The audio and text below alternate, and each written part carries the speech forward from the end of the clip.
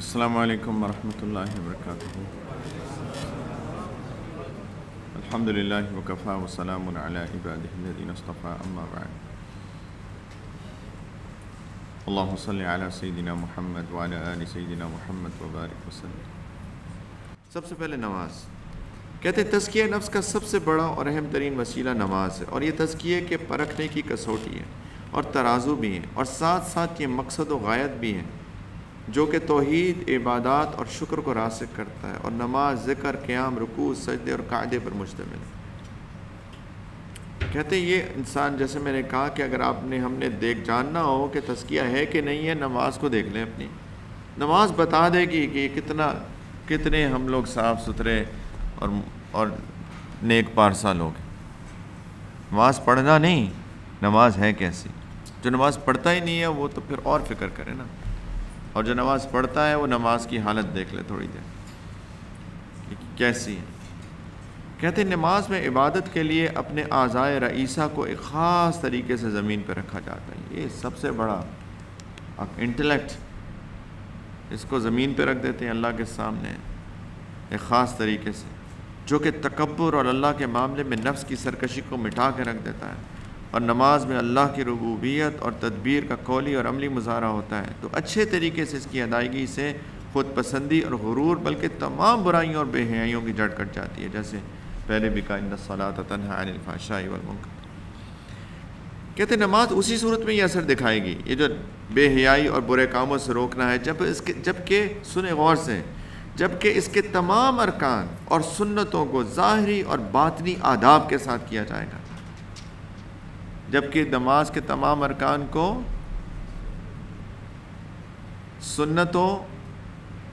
ارکان اور سنتیں جتنی ہیں اس کی، کیونکہ نماز کے اندر ارکان ہیں یعنی فرائض ہیں، واجبات ہیں، سنن ہیں، مستحبات ہیں۔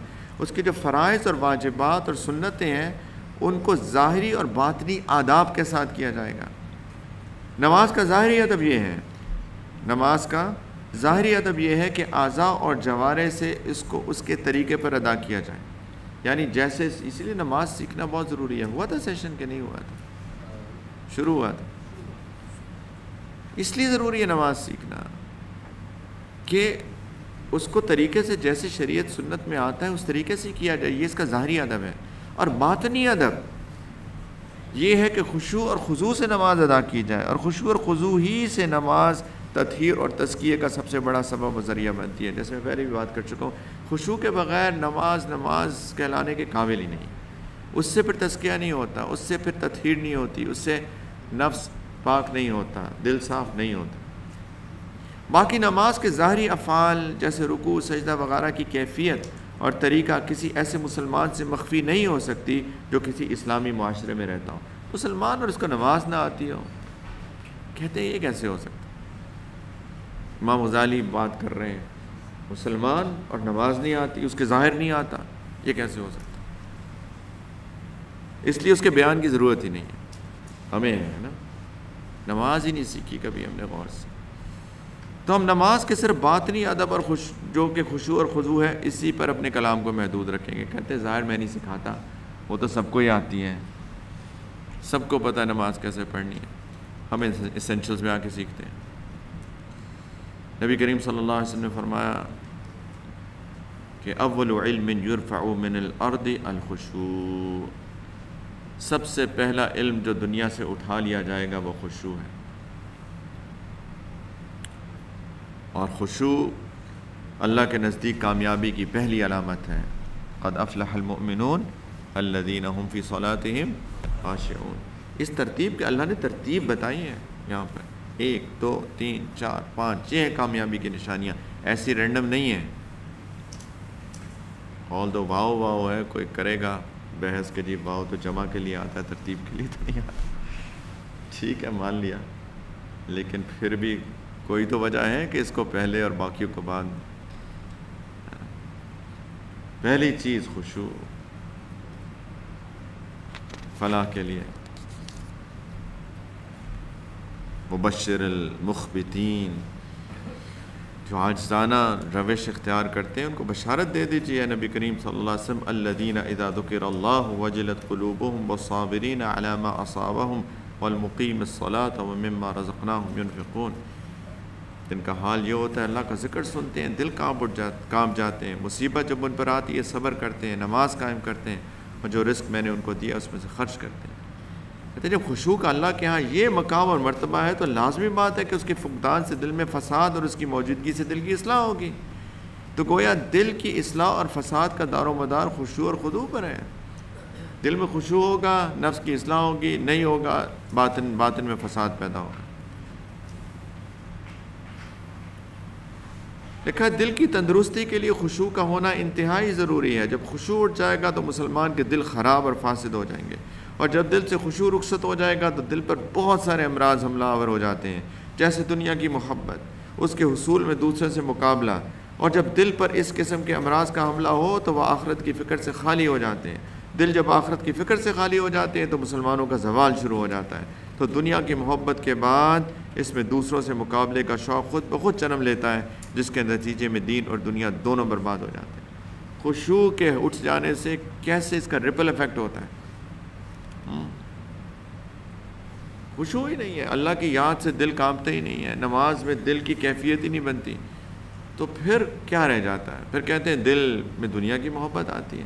نماز میں بھی یہ سوچ رہے ہوتے ہیں کہ جی ابھی باربیکیو کھانا ہے تھوڑی دیر بعد، اور کیا مزیدار باربیکیو تھا، مغرب میں بعد کا، عشاء میں پہلے کا، یہی سوچتے رہتے ہیں، جلدی سے نماز پڑھ لیں پھر آرام سے کھانا کھائیں گے، کھانے کا سوچتے رہتے ہیں۔ دنیا کی محبت ہی ہے نا، خشوع نہیں ہوتا تو دنیا کی محبت آتی ہے، دنیا کی محبت آ گئی پھر تو سب فساد مچ گیا۔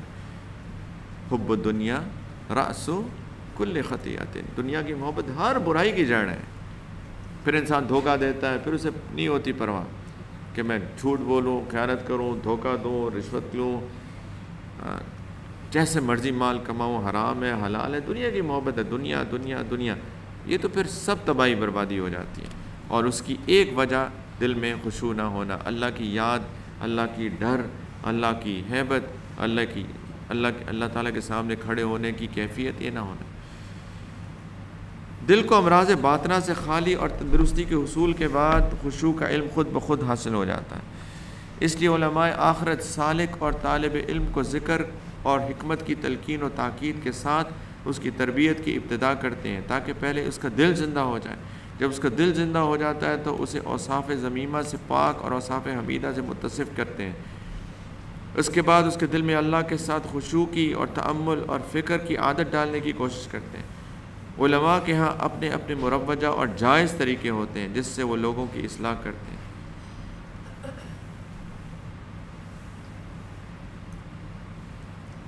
کہتے ہیں پہلے اس کو یاد کراتے ہیں، یہ ساری باتیں یاد دہانی ہو رہی ہیں نا۔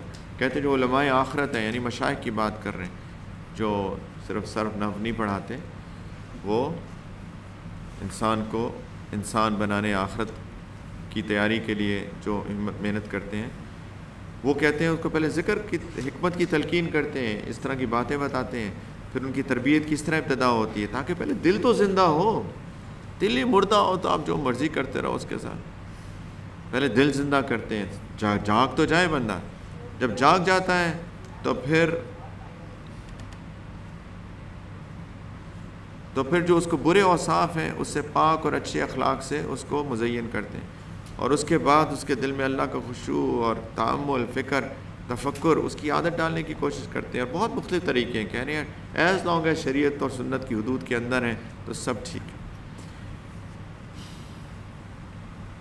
کہتے ہیں اس کتاب کے اندر تمام مباحث خشوع پیدا کرنے میں معاون ہیں۔ پڑھ لیں کتاب احیاء علوم الدین، کہتے ہیں سب معاون ہیں۔ اس کتاب کے مطالعے کے ساتھ ساتھ اگر صالحین کی مجلس بھی میسر آ جائے تو بہت جلد خشوع کی دولت ہاتھ آ جائے گی۔ کہتے ہیں صرف کتاب نہ پڑھیں، کسی نیک کی صحبت میں بھی بیٹھ جائیں۔ اور کہتے ہیں خشوع سب سے زیادہ معلوم کرنے کے لیے جو ایک کسوٹی ہے، لٹمس ٹیسٹ ہے، وہ نماز۔ بندہ نماز میں دیکھیں کتنا خشوع ہے اس کا۔